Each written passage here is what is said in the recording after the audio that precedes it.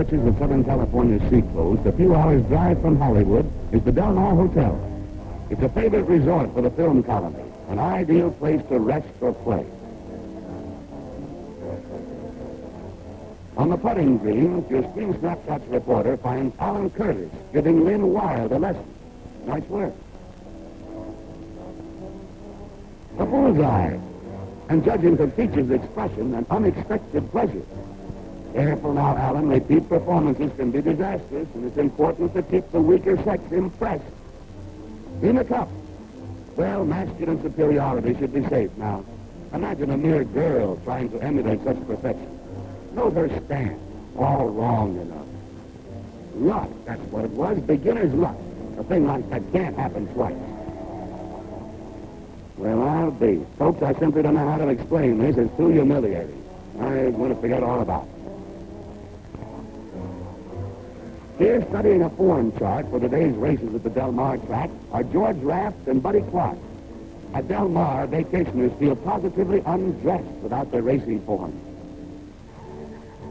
This drowsy gentleman is J. Carroll Nash, one of Hollywood's most famous character stars. When a man's as busy as J. Carroll, he just has to get away from it all now and then. He needs to forget that he's an actor. Hey, wait a minute. Who does this gardener think he is, anyway? Something's cooking here that I don't understand. I swear I've met this chef before. He looks like, yes, he does look like. Now, hold on, you. A gag's a gag and a joke's a joke. But when actors begin playing quadruple roles, it's time to... This does it. This guy Nash must think he's the Dion Quint of it. Well, for heaven's sake, he's asleep and dreaming. Remember, you came to Del Mar to get away from it all. Meanwhile, with Alan Curtis and Lynn Wilde as champions, the war of the sexes still continues. Now they're pitching horseshoes. And the lady scores a ringer. Can Alan top it? Or is the female of the species more deadly than the male? Eureka, he did it. Fellas, our boy is holding his own. There, he did it again. Skills in this duel being equal, it looks like the decision will have to be referred to Lady Luck. Have you ever tried pitching horseshoes with your eyes closed? Well, confidentially, Alan and Lynn hadn't either, not until I suggested it. It's a sport I can't recommend, especially if you're playing the game near a neighbor's window. I wouldn't want to be responsible, you know.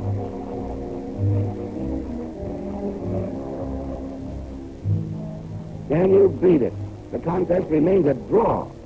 Maybe we'd better leave it that way. It might be safer. Let's take time out for a brief musical interlude. I want to introduce you to band leader Leonard Shute and a little friend of his. Cute little doll, isn't he? Quite a geyser, too. Hit her with a hot lick and watch her bounce, as the hepcat say. Now, I'm really not the kind who makes it a practice to dish out Hollywood gossip. But confidentially, folks, I hear she's that way about a certain handsome young man about town named Charlie McCarthy, and that only their careers keep them apart. Horse racing in the afternoon, surf racing in the morning. That's the order of the day for Alan Curtis, J. Carroll Nash, Marshall Thompson, and Riley McDowell.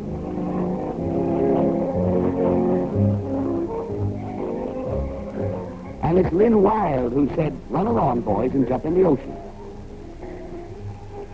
Say, where are our human submarines? They're turning this into an endurance thing. Just like a woman to spur men on and then walk out. Hi, suckers. Now, aren't you gentlemen just a bit embarrassed? You should be, you know, after being taken in by a mere slip of a girl, allowing her to turn you into a quartet of performing seals. Where's your dignity? Come on, folks, let's look in on the Pat O'Brien family, whose summer home is just a stone's throw from the Del Mar Hotel. The little beauty on Pat's lap is named Bridget. She says she's going to be Daddy's leading lady someday. Wonder what those swimmers of ours are doing now. They've had time to recover their poise. More heroics. It's Marshall Thompson on the high board. He's about to try a death-defying dive. There may perhaps be some who will criticize his technique, but let's be generous. Marshall's never claimed to be an Olympic champion.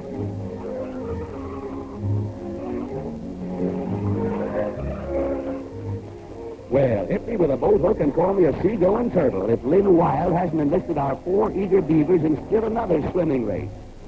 Some people never seem to learn their lessons. But on the other hand, who wants to come to beautiful Del Mar and waste time learning lessons? Of all the Southern California resorts patronized by Hollywood stars, Del Mar is one of the best designed for informal fun and delightful relaxation. No matter what the vacationer's favorite sport may be, Del Mar is versatile enough to offer it in a deluxe edition. Small wonder it's becoming a mecca for pleasure seekers from all parts of the United States. Dinner time is dance time. Lynn Wilde has George Rapp as her partner. Alan Curtis is dancing with Isabelita, the singing star, and J. Carroll Nash with Vi Athens. I mean, they were paired off that way. How can they expect me to keep track of who's dancing with whom if they insist on changing partners before I can finish this step-by-step description? I'll simply overlook them and direct your attention again to the man with the educated trumpet, Leonard Seuss. Folks, meet Victor Moore and Mrs. Moore. Well, I'll have to admit that these partner swappers can dance. Just now they're paired off as follows. Let's see. I give up. They've done it again. Anyway, this is Isabelita with George Rapp, and I think they're going to show me a little consideration. Now, where did this interloper come from? Honest, he wasn't supposed to be in this picture at all. I bet he doesn't even have a guild card.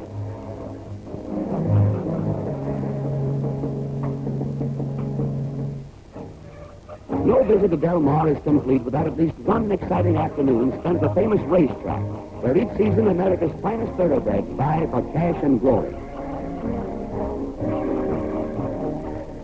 Here are Georgie Jessel and Joseph M. Skate, owner of the club. They're discussing the entries on today's program. J. Carroll Nash and Roddy McDowell take time out to chart their bets. Pat and Eloise O'Brien are both enthusiastic horse fanciers and racing fans. Now, Pat was a member of the syndicate which originally developed the track. They're off, and you can be sure that every pulse in the crowd beats faster as the race is run.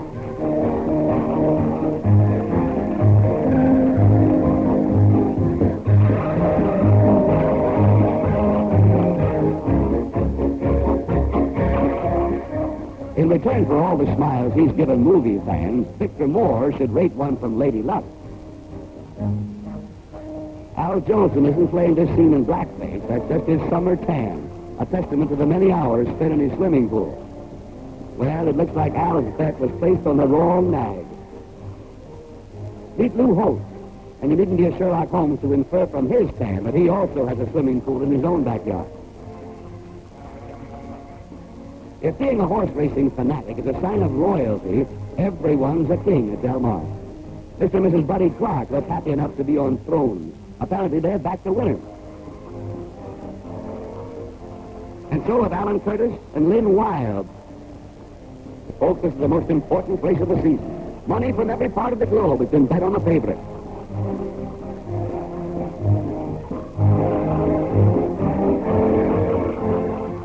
Here they come across the finish line. The winner, Sleepyhead.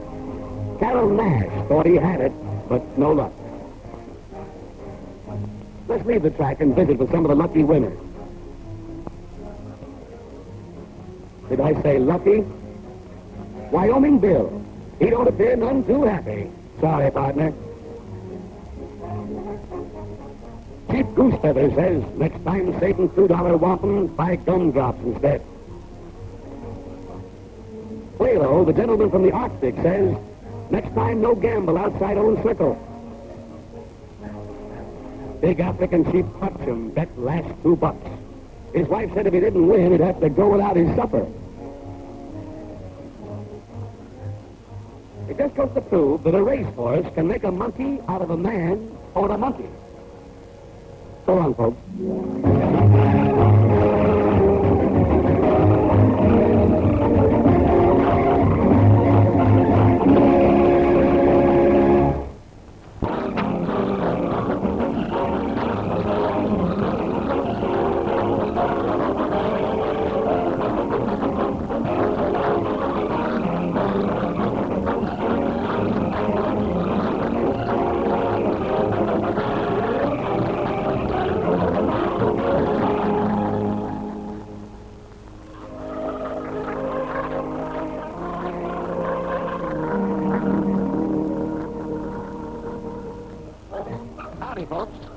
be peeping toms for a few minutes today and see how some of our radio favorites entertain themselves when they're not busy entertaining us. The glamour girl you see here with Professor Kate Kaiser is named Kimberly, and it's common Hollywood gossip that she has Kay's heart twined right around her little finger. One suggestion from her that a new playhouse would be in order, and he said, "Sure, honey child, I'll build you a palace in our own backyard." So, you are now looking at a man who's about to build a palace. Simplest thing in the world, you know. That is, it does demand a little thought.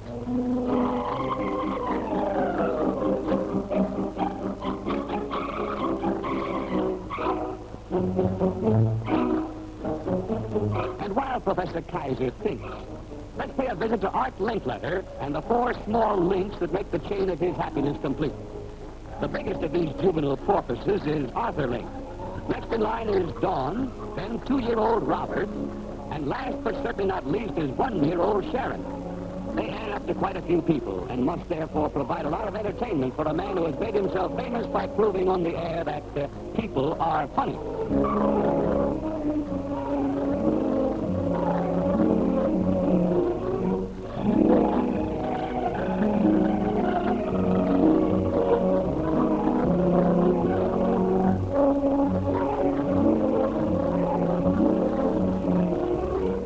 Robert, he's the Linkletter with the water wings, may not be very big, but he's already making a big splash in the world.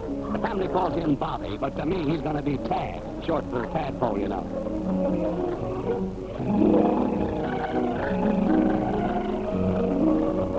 What's this, a collie? Well, it's a beautiful pooch, but it seems rather out of place in this water-loving family. And now, sports fans, they're off for the great event of the afternoon, a father versus son swimming race. Come on, Robert. Just look at those racing turns, folks, as this 2-year-old merman strains his wings. Well, maybe such a small fry can't quite keep pace with Dad and Big Brother, but you'll have to give him credit for a game try. He's the sort of material that future champs are built from. Speaking of building things, here's... Well, now, let's see. Yeah, definitely. 2 times 9, that's... Well, say this reel is becoming a study in slow motion. Offhand, folks, I can't conceive of a better ruse to speed things up than a casual call on Vera Vake and Eve Arden, who were ensconced in the latter's garden for a friendly off-the-air chat. When Vera's talking, and just when isn't she talking, I'd like to know, the speed is enough to take anyone's breath. Anyone's breath except Vera's, I mean. Talk? But shucks, you've all heard Vera exercise her conversational prowess on the Bob Hope air show. And you already know how she can talk. And Eve Arden, a radio star in her own right now, on the Village Store program, should have a fair working idea after this little gag fest. It looks like Eve wants to listen to the radio. A futile hope, Miss Arden. You'd better forget it.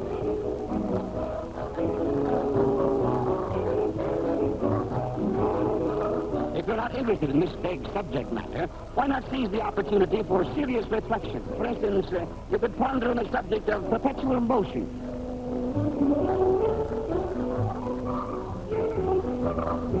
Well, folks, it looks like this scene is going to the dogs. Let's get back to graver affairs. And I'm afraid that the situation here at the K. Kaiser home is getting graver every moment. You know, architecture is such an absorbing avocation. There's nothing like being a builder. It gives any real he-man a deep and abiding self-satisfaction. Makes him feel that he's actually contributed something of tangible worth to the world. Mention of the he-men of radio reminds me of another favorite air star. I mean Hal Perry, better known to laugh lovers as the Great Gildersleeve. Hal, as it happens, isn't building a playhouse today, but he is nevertheless building something every bit as important to the Great Gildersleeve. His own magnificent physique. His assistant in this momentous project is Mrs. Perry. Folks, I hope I'm not violating anyone's confidence by letting you in on an interesting rumor that's been going the Hollywood rounds. It's being whispered by insiders who are in the position to know that Gildersleeve's impetuous do and dare spirit is making him just a bit discontented with a single career, particularly one that requires as little physical exertion as his air show. Pals insist that he is secretly preparing himself for a second career as a movie stuntman. And I understand that he may, in the near future, consider a contract to double for Tarzan Weissmuller in the more dangerous swimming sequences of the latter's pictures.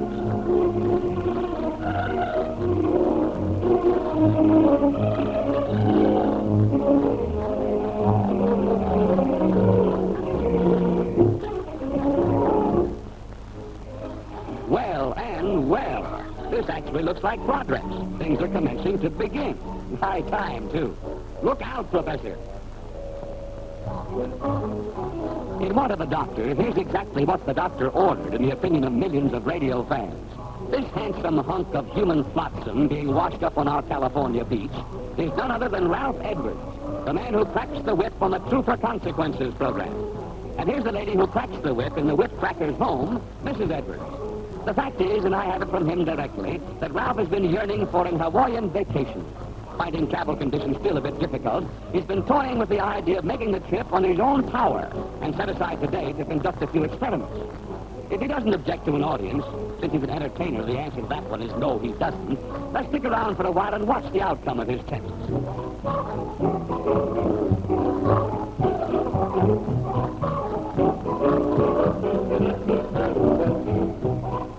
Hey, Ralph, watch out. That's a big one. Well, folks, I guess we can check that attempt off as a failure. You might as well come to the rescue, Mrs. Edwards. The fleet's in. But it takes more than one setback to discourage a man of real determination. More than one wave to make him wave a flag of surrender. Oops. Who called this ocean Pacific? Let this be an example to the wives in the audience. Encourage your husbands when the spirit of adventure seizes them. Who knows, that mild-mannered spouse of yours may be another Columbus or another Edwards. Oops, again. What does this guy think he is, a yo-yo?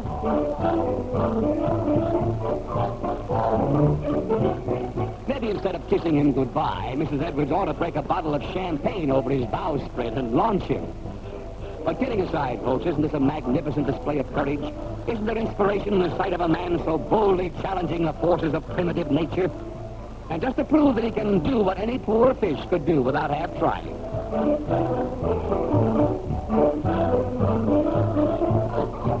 You know, it's going to be a wonderful thrill for the girls in Hawaii when Ralph steps ashore on that enchanted isle.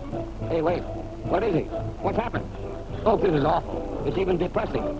Let's change the subject. I can't imagine anything more cheering than a visit with that peppiest of all comedians, Al Jolson, star of the Music Hall program. A human dynamo, that's Al, always in the pink. The kind who isn't afraid to work up a good sweat. Quite a fashion play, too. For instance, take a gander at this sun hat. Chic, isn't it? Just the sort of practical, debonair chapeau that would win you men plenty of attention if you were to wear one to work tomorrow. Well, thanks, Al. Nice to see you. We'll run along now. We don't want to keep you from your work. Gosh, look what's happened. Honestly, folks, poor Kay is all cut up about this. But if you want to know how that playhouse looks when finished, you'll simply have to consult your newspapers. Kay's at the end of his rope. But the little lady at the other end still thinks that Daddy's quite a guy.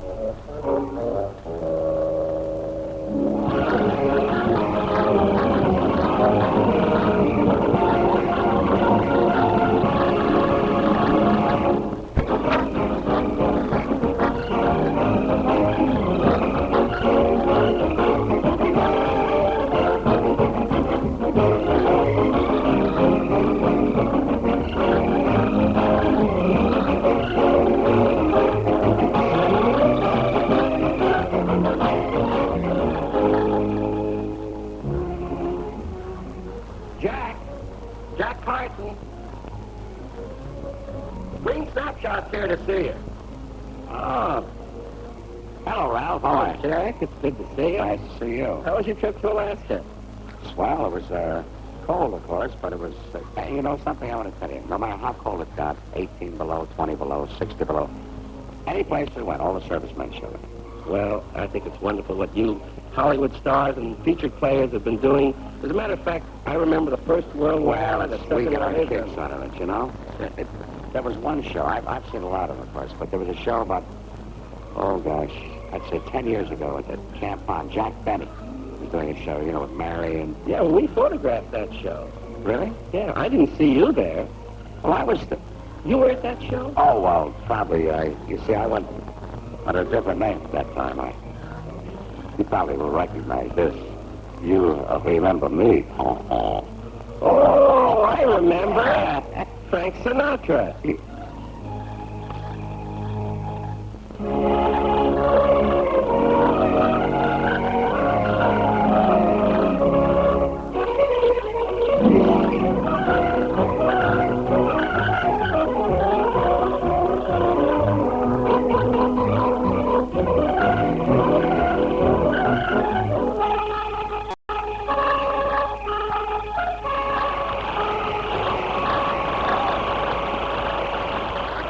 and gentlemen, from Camp Hahn, California, we bring you a man who pedaled here all the way from Hollywood on the rear end of a tandem bicycle, Jack Benny. Thank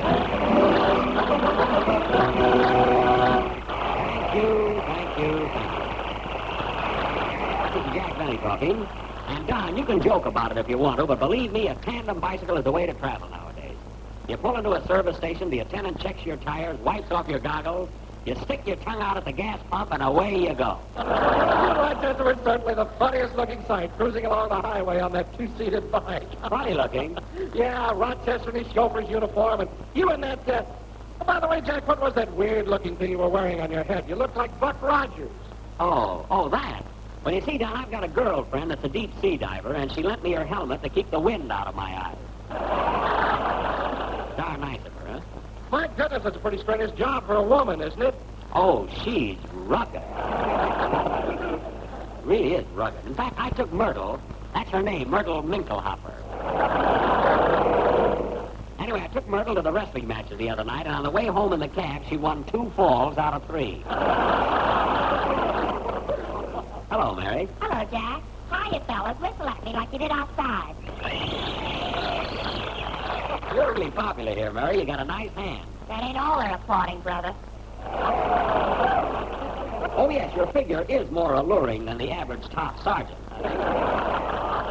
Yes, indeed. Oh, say, Mary, I tried to reach you on the phone early this morning. I was going to give you a lift here to Camp Hahn. I wish you had, Don. I drove in with Phil and the orchestra. They chartered a bus. Oh, the orchestra boys took a bus, eh? Yeah, 18 wolves on a Greyhound. Oh, I'm only kidding, Jack. They behaved like gentlemen. In fact, they rehearsed their band numbers all the way down here. In the bus? Uh-huh. Boys, my neck's stiff from ducking a trombone. Well, you've got my sympathy, Mary. Phil's orchestra blasting away, and you and the driver had to sit there and listen. What driver? He jumped out the window. In Pomona, I know. Oh, he couldn't stand it, eh? Well, who drove the bus, Phil? I mean, who drove the bus? Phil? No, I did. Phil was up on the roof taking a sunbath. All right, so I made a mistake. Really? Uh-huh. Well, a sunbath. What a character. Well, here comes the orchestra leader and head waiter of the Biltmore Bowl now. Hello, Phil. Hiya, Jackson. Well, here I am, fellas. Make off like I'm Kate Kaiser. Thank you, boys. Thank you. And hi, y'all. Hi, y'all. Bobby, take that again, will you, Phil? Hi, y'all. Hey, that was some reception, eh, Jackson? Yeah, they sure love Kate Kaiser here. But I'll say one thing, Phil. You look good today. Your face is nice and tan. You like it? On the way home, I'm going to do my back. That reminds me, Maestro, when your boys were inside that bus rehearsing, why weren't you down there with them? Me? Yes, you. You're the leader. Don't you want to know what the boys are playing today? Look, Jackson, I just stand in front of them and shake a stick. When they're through, I stop. Oh. Unless I had a bad night. Well, you're honest, I'll say that. Oh, by the way, Phil, as long as you rented a bus, I think I'll load my bicycle on it and ride back with you and the boys. Bicycle? You mean to say you pedaled all the way out here on a bike? Why, sure. Over them hills? Of course. With your legs? Hey, just a minute. What's wrong with my leg? They look like they should be sticking out of a malted milk. Hey, Mr. Benny, on the way home, can I ride? Oh, hello, Dennis. Hello. Hey, Mr. Benny, on the way home, can I... Thanks, fellas. Say, Mr. Benny, on the way home, can I ride in the bus with the rest of the gang? Of course, Dennis. Certainly. Boy, am I glad to hear that. It was so windy coming down here, I could hardly catch my breath. Oh, it wasn't so windy. Don't tell me. I was sitting on the handlebars. What of it? You had a nice soft cushion under you. Some cushion. Every time Rochester rang the bell, I darn near wiggled off. But, Jack, I still don't remember you at Camp Hahn. Well, I told you, I played a different type. Wait a minute, let me show you. Maybe you get it from this. Yeah. You see, my mom makes the best apple pie. Now I remember. I know. Frank Sinatra.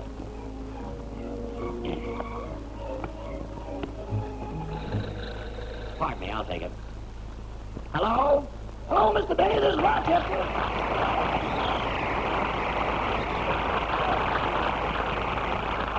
Oh, hello, Rochester. Where are you? I went over to that garage in Riverside to put air in the bicycle tires like you told me to. Uh-huh.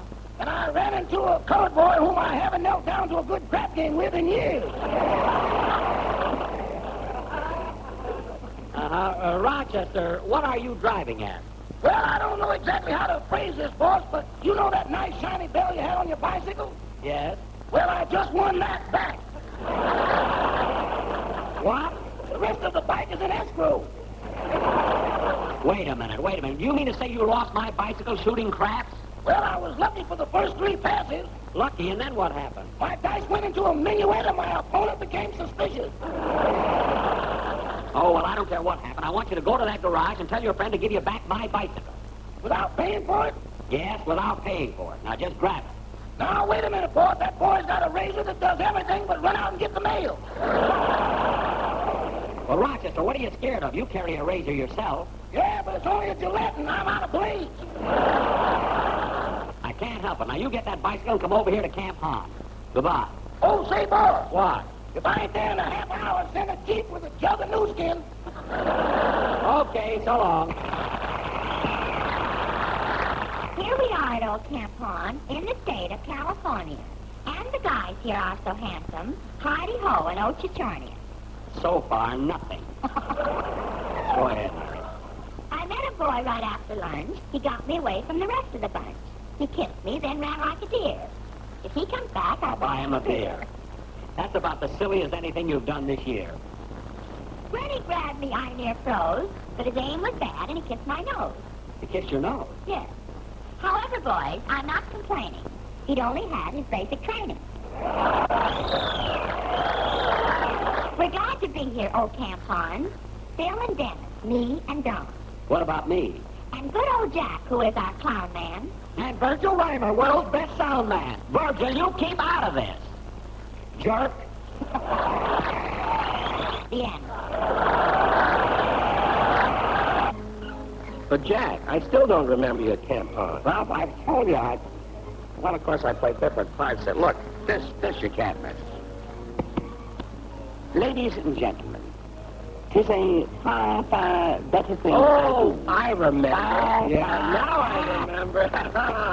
Frank Sinatra. No. Jimmy Durante.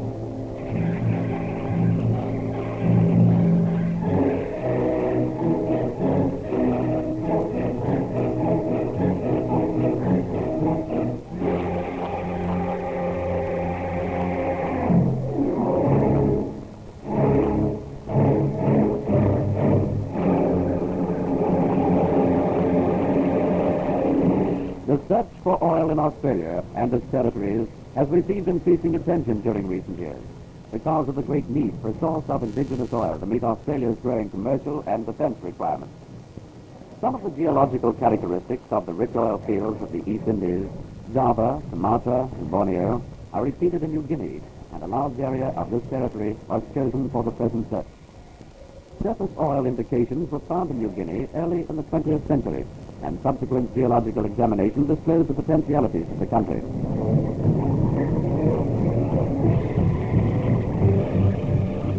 In New Guinea, the search for oil is difficult, owing to the wild and rugged nature of the terrain. In spite of this, and because of pressure due to world shortage, the work that has already been carried out is extensive and thorough. It is timely to review the progress that has been made. To contemplate exploration of this primitive country is to be confronted with unusual obstacles.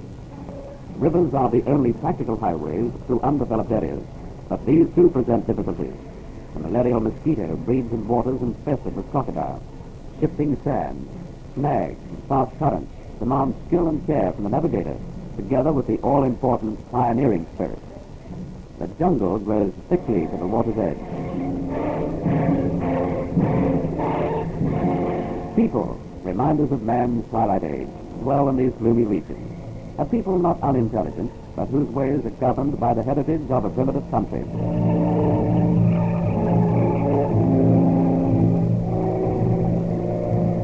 The search for oil has been going on intermittently since oil was first discovered here in 1911, and up to 1939, most of the aerial survey photography had been completed. This is the only practical method in this territory of providing information for the making of working maps.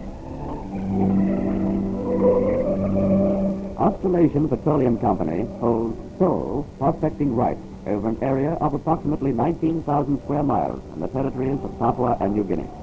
These areas were previously held by Oil Search Limited, Sydney, who carried out earlier geological investigations. Another of the company's associates, Anglo-Iranian Oil Company Limited, conducted the first search for oil in Papua. Whereas a great deal of the territory shown as being investigated, these pictures were taken in that part of Papua indicated by the shaded areas. The company's administrative and scientific headquarters are located at Port Moresby. Aerial survey photographs are used here in the course of map preparation. The photographs, produced in continuous strips, are examined stereoscopically for topographic and geological features which can be placed on the map through a method controlled by astronomically determined stations. Here, senior geologist G.A.V. Stanley indicates the craftsman Skerritt's geological features to be incorporated in the map being made. This is an important phase of collaboration. Some 17,000 square miles of the company's permit areas have been photographed for map making. It is interesting to note that copies of these maps made available to the Allied forces proved invaluable during the war against Japan. Equipped with carefully prepared maps, geologists are able to concentrate their field work in areas having the best prospects of success. Large quantities of provisions must be transported to the area. In shallow streams, native canoes are used extensively for this purpose. The native craftsman has proved his value to the company apart from his use as a carrier and laborer. The making of canoes for transport is work at which he is extremely adept. At the geological base camp, natives load supplies for transport over the narrow jungle trails to the operating area. To carry out large-scale exploration work in a country such as Papua New Guinea, an efficient administrative organization and transport service must be provided. The high humidity in these jungles is extremely trying to the white man, but the diseases prevalent in the country have been very efficiently combated by the company's medical personnel in the application of the latest practice of tropical hygiene.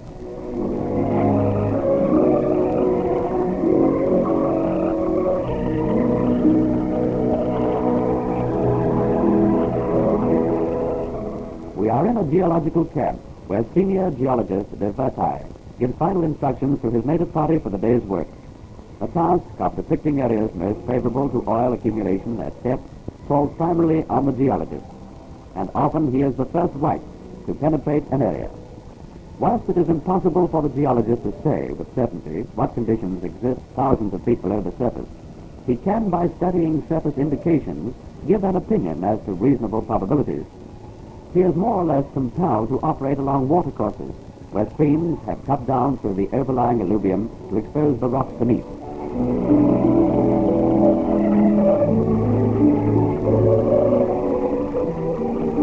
He identifies the rocks and in them seeks fossils, often of microscopic size, since these enable the age of the rocks to be determined.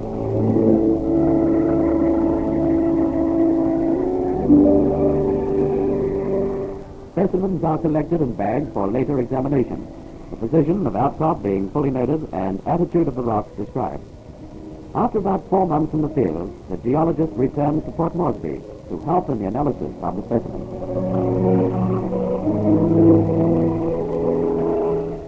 We see the chief geologist, Dr. K. Washington Gray, discussing progress with Mr. Osborne, deputy chief geologist, and Mr. Stanley. In the paleontological laboratory, Port Moresby, fossiliferous samples collected in the field are studied to help the geologist to place the strata in proper sequence and to match them with those in other areas.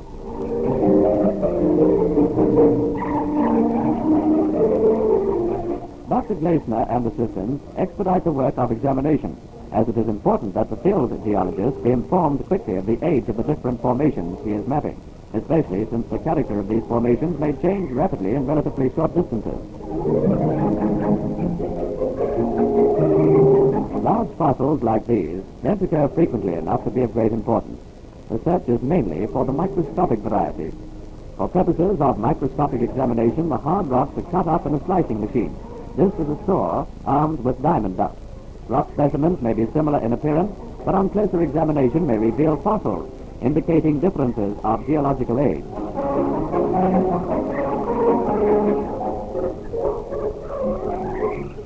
Further grinding and polishing reduces the rock slice to a thinness suitable for examination by transmitted light. Soft rocks are disintegrated first by boiling, then the accumulation is washed to remove clay and reveal the sandy residue, which often contains microscopic fossils. These sandy residues are then bottled and carefully filed for subsequent examination. The paleontologist is able to determine whether the strata in which fossils occur are of the same age as oil-bearing rocks in other parts of the world. Natives have been trained to use the microscope in selecting fossil specimens from sandy residues. Seen here through a high-powered microscope, these fossils are not more than pinhead size. Expert assistants then sort these specimens prior to mounting in microscope slides according to categories. To the layman, it is one of the fantasies of science that these tiny organisms that once lived in the prehistoric seas before man appeared on Earth should be of assistance in locating what may be termed the lifeblood of modern industry. These fossils, carefully tabulated and filed, carry the story that completes the second stage of the search. Here is a structural contour map. The lines show the form of the strata below the Earth's surface. Frequently, the presence of distinctive fossils in strata widely separated on the surface and dipping at opposing angles, as indicated by the points A, B, and C, allows the geologist to match with reasonable certainty and so to draw maps and sections depicting more accurately the geological structure of the area. By means of the collaboration between geologists and paleontologists, areas offering probabilities of oil may be defined.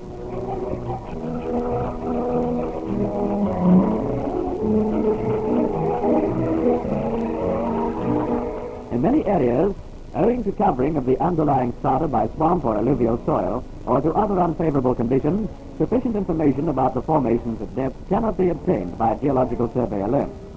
In these conditions, geophysical surveys, in which minute variations in the amount and direction of gravitational, magnetic, electrical, or other forces are measured and mapped at the surface, can often provide valuable additional information. Gravitational, seismic, and magnetic methods have all been used in the search for oil in Papua. Our pictures show a party of geophysicists from the Robert H. Ray Company of Houston, Texas, USA, working under contract for Australasian Petroleum Company on the Bailala River in Papua.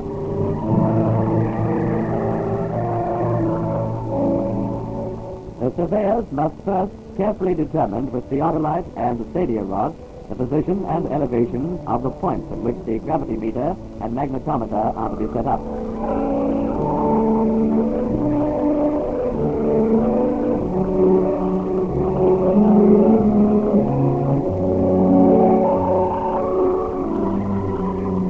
A waterproof paper strip is attached to a post to mark these positions.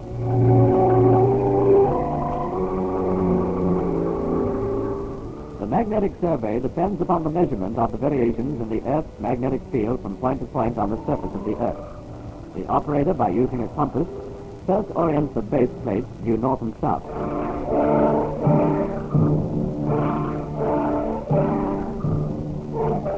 He then sets up the magnetometer and measures the vertical pull from the first position.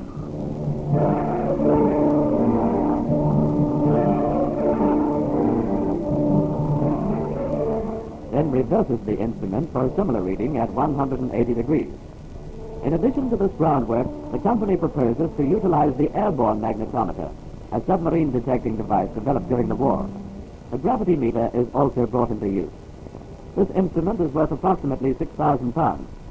Gravimetric survey consists of measurements of the force of gravity at many points on the Earth's surface. The value of gravity at any point is affected by the density of the rock in the subsurface. Hence, a buried mass of rock, which is heavy in comparison with surrounding rocks, will be detected at the surface by the gravity meter. Such a condition may exist over a buried arch of limestone or sandstone, which is covered by lighter or less consolidated sediments, such as shales or clays.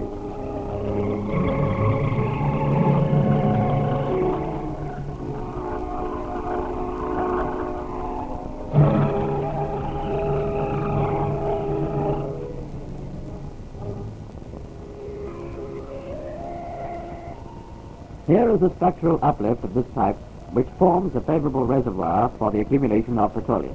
Contraction of the Earth's crust causes these uplifts, and the oil floating on water in the pores of the rock is forced upwards and trapped. There is not infrequently an accumulation of gas at the peak. Once a favorable site is established, the one conclusive test, that of the bore, follows.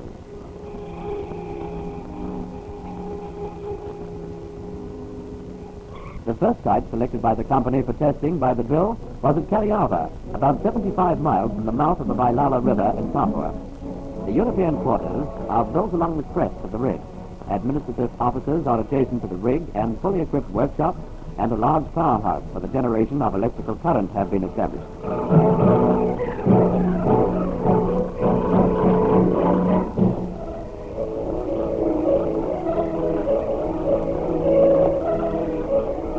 A.D. Houston, mechanical engineer, W.J. Buckridge, administrative assistant, H.L.J. Hunter, field manager, are among the experts to be found in the field. A worn bit is brought to Mr. Hunter for examination and criticism. He is joined by Mr. Carrington, billing superintendent. A wireless station keeps the community in touch with the outside world. It is fully equipped for Morse code and wireless telephony.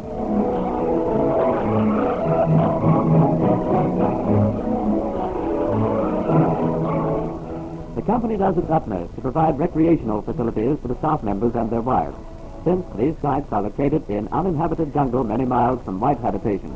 The employees run their own club, and the company provides a billiard table, movie projector, radiogram, tennis, football, and baseball facilities.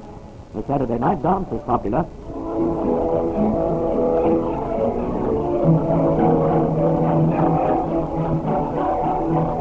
A rotary drilling outfit of the most modern type, capable of drilling to more than 10,000 feet, was purchased overseas in 1940 at a cost of approximately £200,000.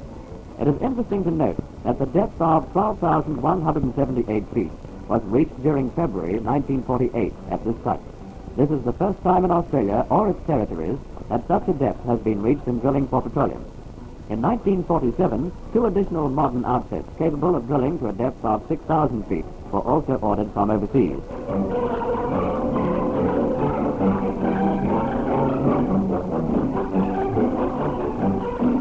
This view of the floor of the derrick shows the rotary table turning the drill pipe. The dial shows the weight on the drill.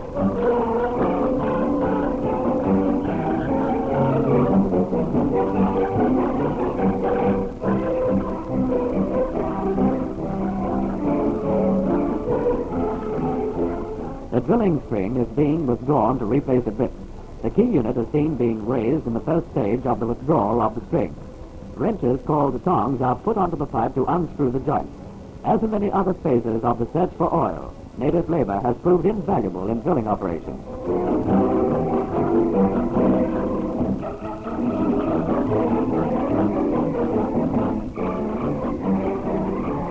After a pipe has been disconnected, the pulley block and hook return to pick up and withdraw another length.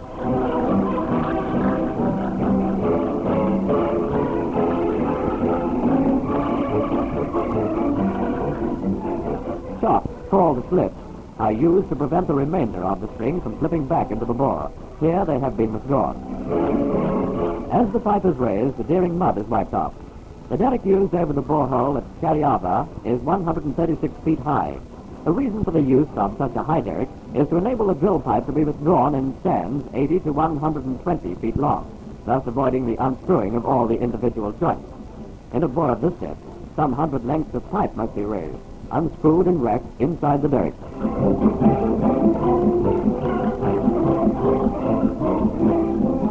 Here is a variety of bit types, used at various periods during the sinking of the bore and for different purposes. The type now used is known as the rotary rock bit, which can penetrate all types of formation.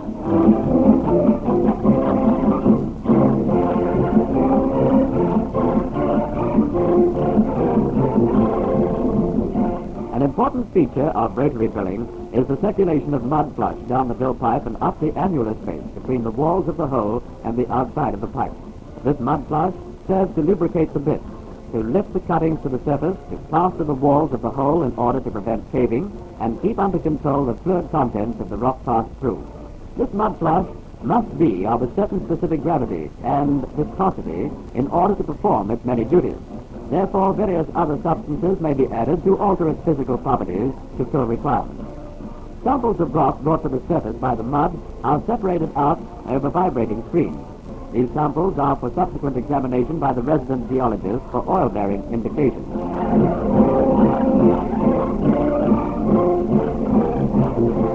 These cuttings are sorted and packed into boxes with the necessary information carefully attached. To ensure that the mud flush used in drilling is maintained at the right weight, samples of measured volume are weighed regularly on the rigged mud balance. Samples of the mud also go to the geological laboratory, where after thorough mixing they are tested for viscosity by a rate of flow of a measured quantity through a special funnel.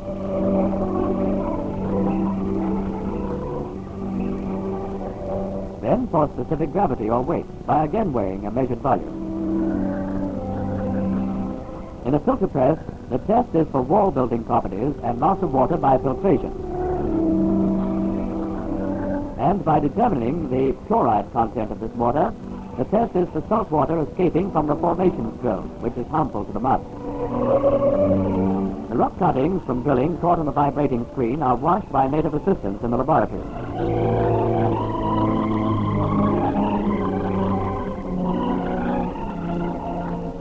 These are dried for later examination by the resident geologist.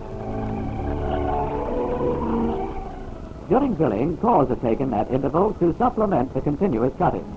These are stored in proper sequence for future reference. Large cores come from which they're not workable themselves, might be the clue leading to success elsewhere. Behind these widespread operations is an extensive organization at the company's Port Moresby headquarters. Among those responsible are J.H. Ahern, Administrative Superintendent, L.A. Morris, his assistant, and H.A. Aiken. Mail is, of course, important. Here it is being sorted for dispatch to the various areas. The company's shipping movements must be constantly checked and recorded for immediate reference. The location of all ships is received by radio daily. The company has a fleet of vessels of various types for passage and transport under the differing conditions encountered. The wharves used by the company are a scene of constant activity. Some of the equipment units loaded weigh as much as 10 tons. A specially large crane was brought from Sydney to handle equipment on ocean-going steamers. Here, cargo is being loaded onto the largest vessel of the fleet, the Vara.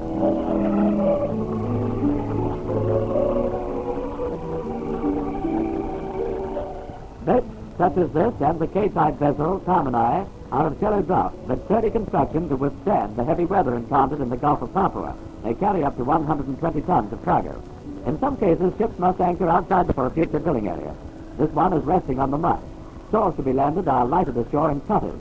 Ships of 6-foot draft can cross the bar only in spring tide. Shipping requirements necessitated purchasing or building in Australia 9 seagoing vessels of 20 to 120 tons capacity, besides numerous launches involving an expenditure of about 80,000 pounds. To add to the hazard, some of these waterways were completely overgrown with mangroves, which had to be cut away before progress could be made. On Arrow Creek, store and building material is unloaded to commence the construction of headquarters for a new drilling site. Native labor, under white supervision, is again utilized in the construction of buildings for stores, offices, and accommodation.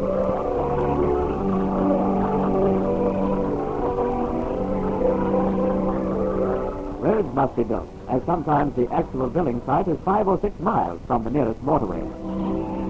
Proceeding along the coast, we head for the port of another drill site, at Ohoro on the Vailala River.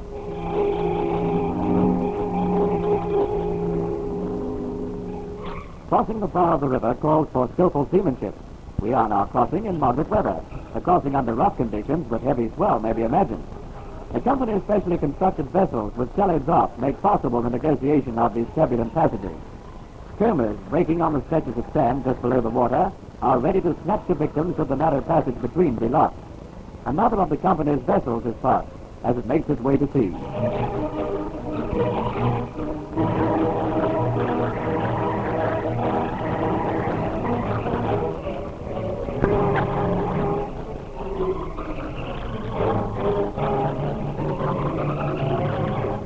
accidents, although unusual, serve to indicate the difficulties in operating along these rivers. The Grumman is used for geological reconnaissance and for rapid transportation of personnel, stores, and mail. At Ohio, the same work goes on. Mechanization is the keenest. Bulldozers are brought into use in the building of bridges. These machines help to give some indication of the variety and magnitude of the requirements that must be transported to the various areas. The company has adopted, since the outset, a policy of utilizing the most modern machinery on all its projects, especially in view of the shortage of native labor in this sparsely populated country, and though the initial cost of purchase and transport is higher, the gain in speed and efficiency has resulted in considerable savings. In the same way, the steel frames used in these buildings had been prefabricated in Sydney and transported as units, thus saving time in subsequent construction.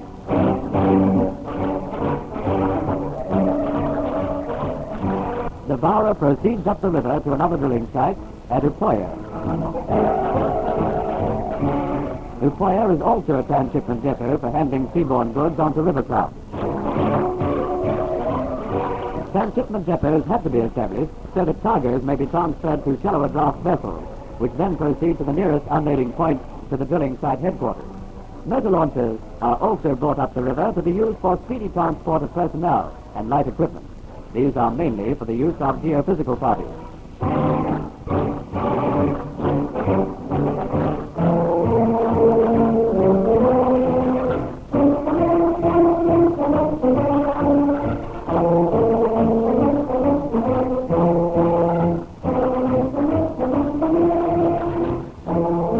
Australian landing craft, as used during the war, are among the fleet of shallow draft cargo vessels operated. Also bomb scars for fast, light transport. Army-type workboats have also been brought into use. Once the preparation and general building construction is complete, the machinery for actual drilling operations follows, so that this busy scene is repeated in terms of heavy equipment still. All these operations are being carried out in virgin territory, far from any source of supply. The company has the worldwide support of shareholders in the venture. Of its capital of £5 million, over £2 million had already been spent by the end of 1947.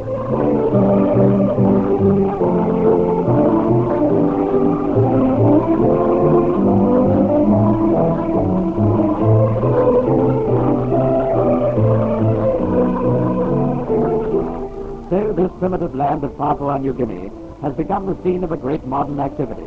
Down among those jungle-covered mountains, upwards of 150 Europeans and 1,400 natives toil to locate the hidden wealth which may lie far below the forbidding surface of this land, a wealth Australia urgently needs today. Therefore, it is with pride that this brief summary is presented to indicate something of the tremendous task which has been undertaken in Papua New Guinea by Australasian Petroleum Company in its search for oil.